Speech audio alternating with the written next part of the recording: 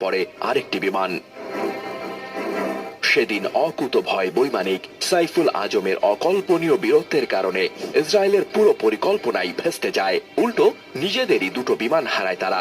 এমন বীরত্বের জন্য পুরস্কার স্বরূপ সাইফুল আজমকে হুসাম ই ইস্তিকলাল সম্মাননায় ভূষিত করে জর্ডান সরকার।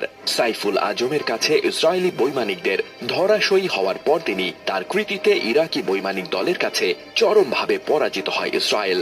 ৭ জুন ইরাকের H-3 ও আল ওয়ালিদ ঘাঁটি রক্ষা করার দায়িত্ব পড়ে এক ইরাকি বৈমানিক দলের কাঁধে। সাইফুল আজম ছিলেন সেই দলের অধিনায়ক। সেদিন 4টি ভেটর বোম্বার ও 2টি মিরেজ 3C জঙ্গি বিমান নিয়ে আক্রমণ চালায় ইসরায়েল। একটি মিরেজ 3C বিমানে ছিলেন ইসরায়েলি ক্যাপ্টেন গিডিয়ন দ্রোর। দ্রোরের গুলিতে নিহত হন আজমের উইংম্যান।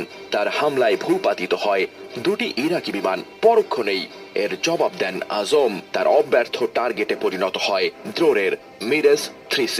সেই আঘাতের পর বাঁচার উপায় না পেয়ে যুদ্ধবন্দী হিসেবে ধরা দেন ক্যাপ্টেন দ্রোর। পরবর্তীতে ওই যুদ্ধবন্দির বিনিময়ে জর্ডান ও ইরাকের সহস্রাধিক সৈন্যকে মুক্ত করে দেয় ইসরায়েল। এই ঘটনার মধ্য দিয়ে আরব ইসরায়েল যুদ্ধের প্রথম 72 ঘন্টায় সাইফুল আজম একটি অনন্য রেকর্ড গড়েন। ইতিহাসে তিনি একমাত্র ব্যক্তি যিনি সর্বোচ্চ 4টি ইসরায়েলি বিমান ভূপাতিত করেছেন, যে জন্য তাকে নাত আল সুজাহ সামরিক সম্মাননায় ভূষিত করা হয়।